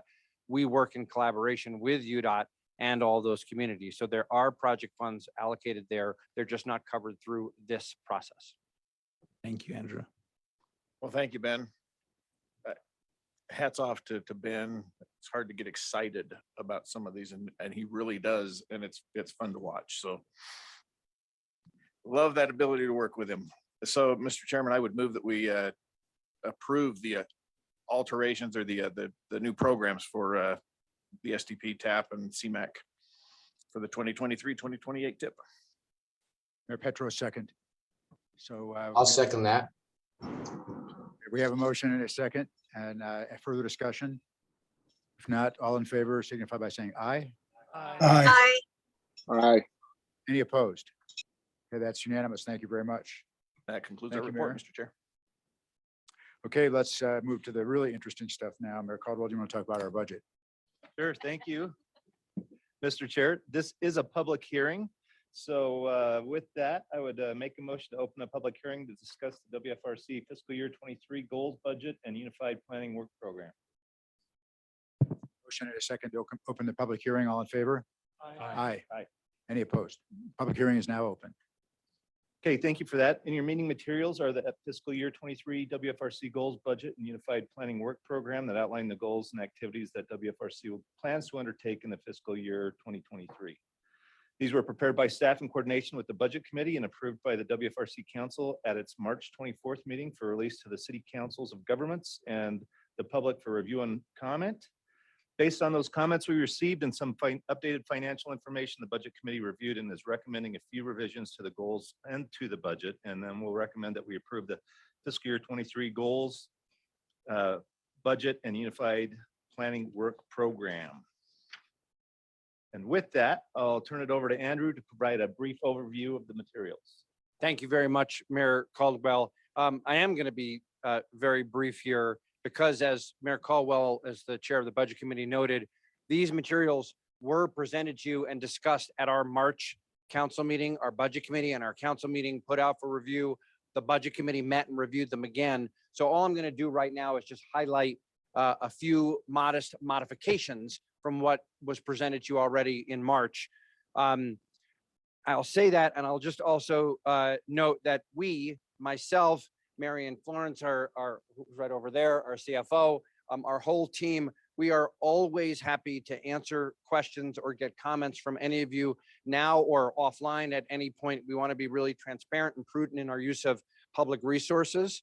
But again, we're just going to highlight a few quick things that we suggested to be modified, or actually the Budget Committee recommends be modified based on some of those public comments that we got. So Andrea's put up on the screen our fiscal year 2023 goals for us as an organization. Again, these are the same goals that you saw in March, but here's a few tweaks. If you look under goal number 1, advancing the Wasatch Choice vision, and if you look in the first bullet, it says help communities to, this is what we're trying to help you all do, integrate your local transportation, housing, land use, economic development, and here's what's new, open space plans. You know, the preserving open space is one of the 4 key strategies of the Wasatch Choice vision. And we realized we didn't have that listed in our goals to help you as you're coordinating on that. So that's one add, open space. Now, if you keep going down, Andrea, the second goal, effectively administer our ongoing plans and programs. No changes there. We'll go to the next one, which is provide subject matter expertise to federal, state, and local officials and policymakers. Part of that is under this paragraph D, participating, and let's show the whole paragraph, please. Participate in the regionally significant transportation growth related projects and activities. And it lists out a whole bunch of things that we are working with you and with other communities on evaluating.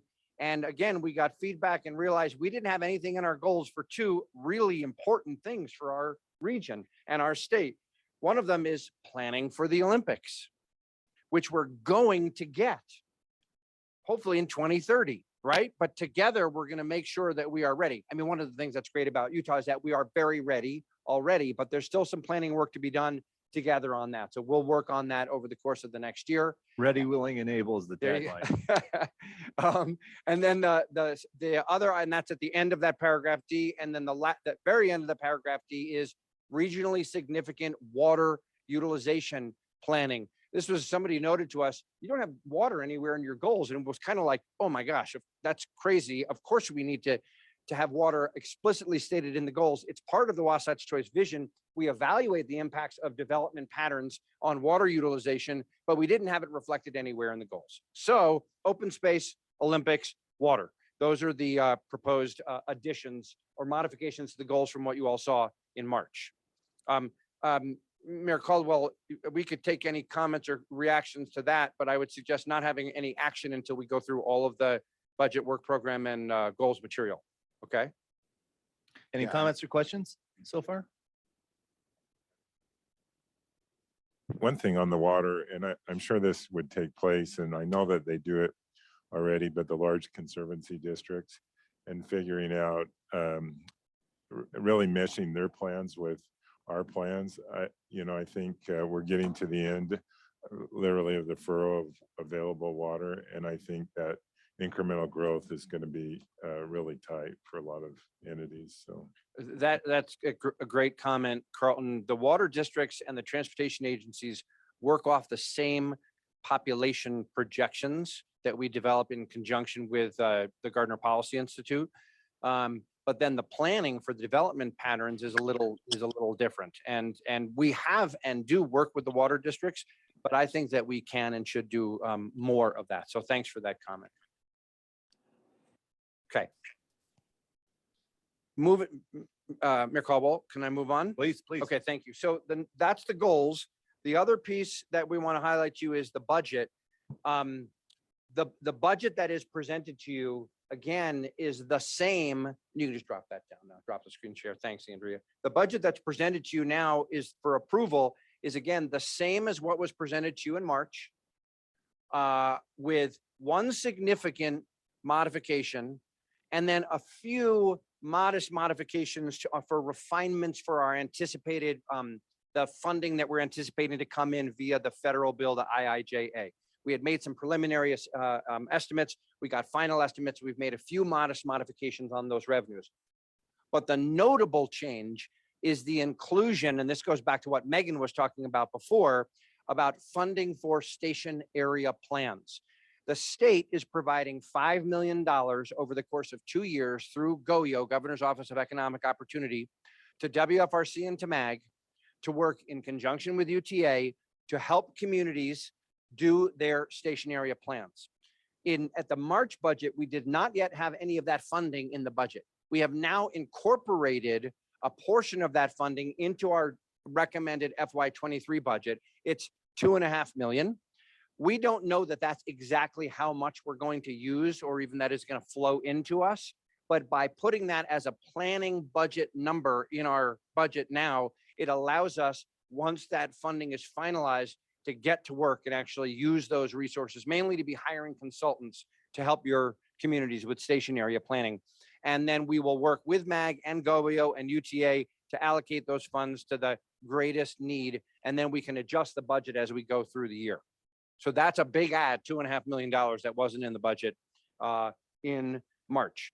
We also made a few modest tweaks to the Unified Planning Work Program, like to reflect station area plans. That's all, Mr. Chair, that I've got on explaining the goals, budget, and work program. But I do want to do this, and that is just give a little staffing reminder and update on our budget team. Marion Florence, who I already was waving again, is our new-ish terrific Chief Financial Officer. And then I want to introduce a new staff member. Kevin Wells is our new accounting specialist. We're thrilled to have her. Kevin has over a decade of experience in governmental accounting, mainly with charter schools across Utah. Kevin's handling the details of payroll and accounts payable and accounts receivable. And I'll just say that having 2 full-time people on our finance team helps us meet the growing needs of the organization and our region and continue to ensure that we're utilizing best financial practices. So welcome, Kevin, and thank you very much. Can we give them a welcome?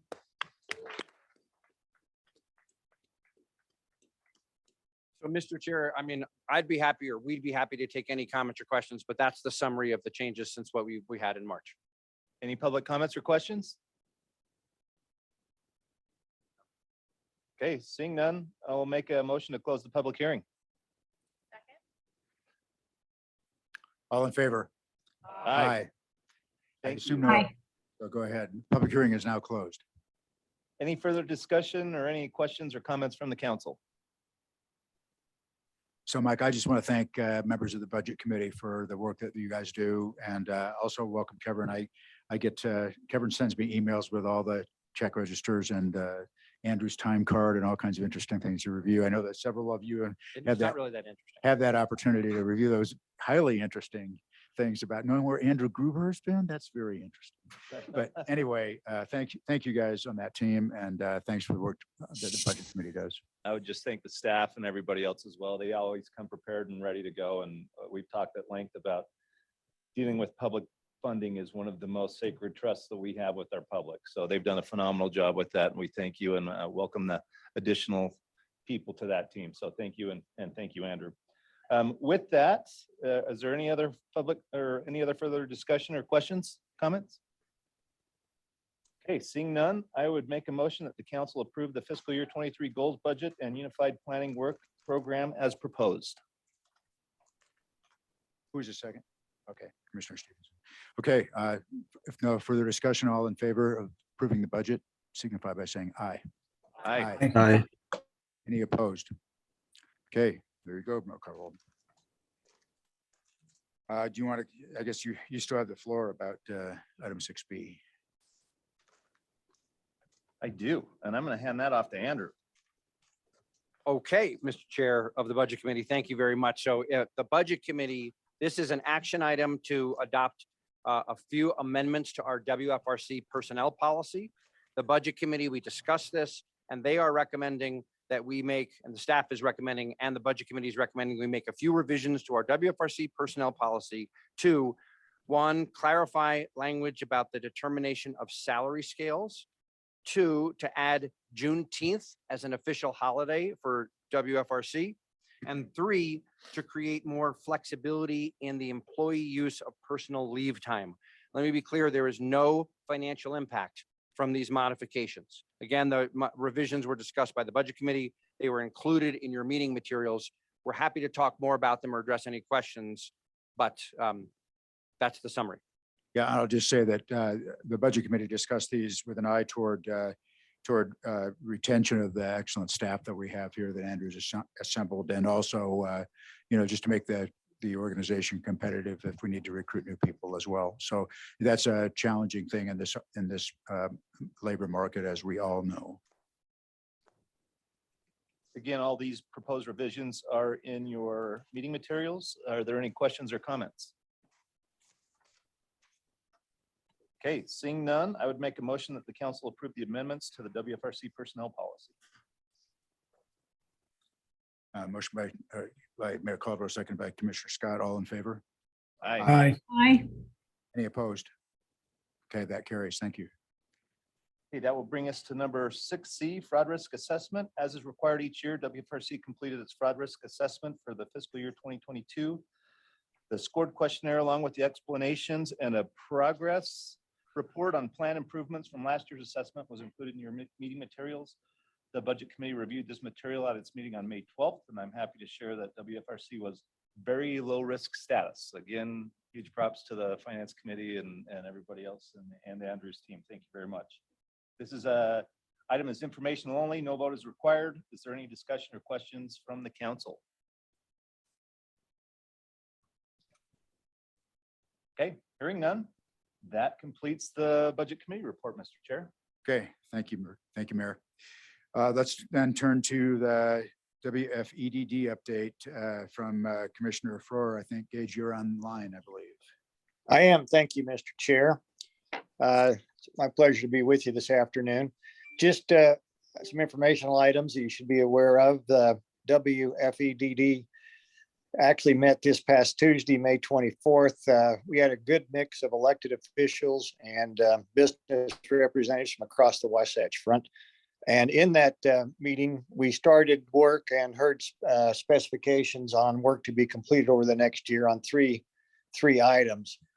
Coming out of the Governor's Office of Planning and Budget, some of you are probably aware that the Governor's Office and through the Commission on Opportunity, we have directed the Governor's Office of Planning and Budget to conduct and receive feedback on the 7 existing associations of governments in dealing with a comprehensive economic development strategy. The consultant that's been hired to do that by Planning and Budget is Camoin. I think they're out from the back east. They were there to ask questions, receive feedback, and they'll be starting that study here in the next 30 days if they haven't already studied it after the commission met yesterday. Secondly, the WFEDD has been working on the annual update to our regional comprehensive economic development strategy, and that includes the new resilience chapter that Marshall White is working on. And finally, as a development district, we began to roll out the timeline and process to update our 5-year regional SID starting in the fall of this year, 2022. That's the 3 items that we discussed at that meeting. I'm happy to answer any questions, Mr. Chair. Any questions for the Commissioner? Yeah, Jeff. We had the opportunity to meet with the folks from Camoin and with Laura from the Governor's Office of Planning and Budget yesterday, and do a little bit of a strategy session. And so they are starting to make their way around the different AOGs. And just to give some major kudos to Wasatch Front Regional Council and the other MPOs around the state, the reason that this has come about is because of the Unified Transportation Plan. And that's the reason that we are going to have a unified economic development plan. And so this is where it started, and I think it'll be good across the state. It will be regionalized, but everybody will know what's going on. And there may be things that can be shifted to the south, wouldn't make sense in the north, or vice versa. But it was a productive meeting, and we're looking forward to the end result. Yeah, and I would agree with that. This is really the first time we've made an effort to bring all 7 regions together across the state. And as we all know, there has always been economic development issues between the rural and urban. I think as we get into this study and learn the results of this study, we'll be able to better analyze where the economic opportunities exist for central, southern, and the rest of the state across the Wasatch Front, and be able to distribute that economic opportunity in a very concise and efficient measures. Hey, thank you. Thank you, Commissioner. Thank you. Appreciate being with you. So now let's turn to active transportation, and Mayor Petro, I think you're going to present this for us. Yes, I will. It's our favorite committee, by the way. Got to sit up higher. Okay, so yes, active transportation is a fun part of the meeting, I believe. But just as a reminder, May is Bike Month, which it's not over yet. You still have 5 days to get out there and ride your bike and to be able to hopefully participate in the Golden Spoke mapping that's going to take place, which I'll now kind of explain that. So the first in-person Golden Spoke event has finally taken place since 2019 when you first kicked it off. There were two main starting points. One was in Ogden and the other one in Provo. There was a midpoint station in Farmington and Lehigh. And then, of course, the final destination is at Tracy Aviary Nature Center in South Salt Lake and on the Jordan Parkway River. So the rides were all organized from Draper, Mill Creek, and North Salt Lake. So this is where you get to still participate, is what I'm going to say is anybody who has ridden the bike, the Golden Spoke Trail, we still want you to go in on the map and be able to color how far you've ridden that trail. So please take advantage of the last 5 days here to be able to show where those where you've been. An interactive map that Hugh dropped in the chat where you can put in and sort of brag about how much of the Golden Spoke Trail system you've completed. And I'm sure a few of you in here have probably ridden the whole way. As far as planning the mobile activation transportation tours throughout the remainder of the year, there's including a out-of-state mobile active transportation tour. These tours are allowed to all the attendees to experience a biking infrastructure as far as on ground and the discussion so that you can discuss the pros and cons of the experience. So if you're interested in participating in the out-of-state tour, please contact Hugh here at WFRC. Yeah, there's Hugh. Okay, and then also I have a tough time saying this acronym. Always have. Is there a plan about where to go out of state? Is that been formulated or not? Okay. To be determined on the out-of-stater. Okay, so the WRFC was invited to participate at the Legislative Transportation Committee interim session on biking and biking and walking safety. The overall message shared with the committee is that the people biking or walking are safer when they are protected from traffic through a separated infrastructure and the traffic speeds are slower.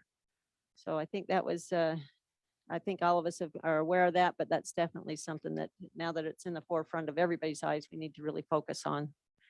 And then lastly, I'll report that June 8th will be our next meeting. And so we encourage all those on the Transportation Committee, and actually it's open for anyone, to be able to join us. And now that you've found this facility here, this is where we'll be meeting. That's it. And you can ride here too. Right. Yes, you're right. Thank you, Mayor. Okay, Andrew, Executive Director's report. Thank you very much, Mr. Chair and everybody. I only have one item, and Nikki Navio is going to help me. So Nikki, come on up. And let me just say, God, I'm sorry. I swear I thought we were going to end by 3:30 and it's already 4 o'clock. We've even got snacks for you. So sorry, we tried. There's just so much good stuff to talk about here. So thanks for those of you who stuck in with us. So one of the items in the goals that you as a council adopted in FY22, so there are current goals, is, and I'll read it, promote inclusive engagement in transportation planning processes and equitable access to affordable and reliable transportation options. That's one of the goals that you adopted. So our planning work that we do considers different communities all across the region, how well they're served by transportation, the various modes, road, transit, active transportation, and then the degree to which the residents in our region have access to opportunities for jobs, education, et cetera. In addition to that, we've put comprehensive resources together that are on our website related to equity. We now have a special equity-focused webpage. And then in addition to that, we're also working to enhance our community outreach and our engagement. And we're excited to share with you, we talked to you about this a while ago, but we're now kicking off a new community advisory committee. And Nikki is going to share some info about that. Awesome. Yeah, thanks, Andrew. So as Andrew had said, and I'll be brief with time, we are kicking off the Wasatch Choice Community Advisory Committee in partnership with MAG, UTA, and Udot. And really, this is also with other Wasatch Choice vision partners. The purpose of the Community Advisory Committee is to make sure that we're addressing the needs and perspectives of all of our communities, regardless of their age, whether they're old or young, race or culture, or level of ability. So we are currently looking for members. Thanks, Rosie, for pulling that up. This is a chance for folks to contribute in inclusive regional transportation planning, help their community thrive by increasing access to opportunities, as Andrea had mentioned, and educate their communities on future plans and decision-making in the planning process. So we are really encouraging you to share this with anyone that you think would be interested in this. We're looking all across the region from, southern portion of Box Elder County down to Utah County, and trying to get a group of 15 to 20 individuals. So there is an application period, and the application period will be open until June 30. I'll just say thank you, Nikki. Again, we'll share this with all of you. This advisory committee is just that. It's advisory. It's not going to supplant any of the work that we already do, but it's a more organized and intentional way to make sure that we're getting engagement from all of our communities, diverse set of our folks that we're trying to serve. We're all trying to serve, and you all are trying to serve across the region. So we're excited about that. And Mr. Chair, that concludes my report. Well, thank you, Andrew. So there's a list of, on the agenda, there's a list of upcoming meetings or matters, and I won't go over those, so just maybe refer to that. And we'll just say that unless our next meeting is August 25th, and hopefully we'll be here. And unless there's any other business, I'll look for. Move to adjourn. All in favor? We are adjourned. Yeah, so there are snacks, refreshments afterwards. So Yeah, their refreshments are where they're in the Golden Spoke conference room right there. So don't forget to get a parking validation. through right over there. Yeah, if you need parking validation, you can stop at the desk.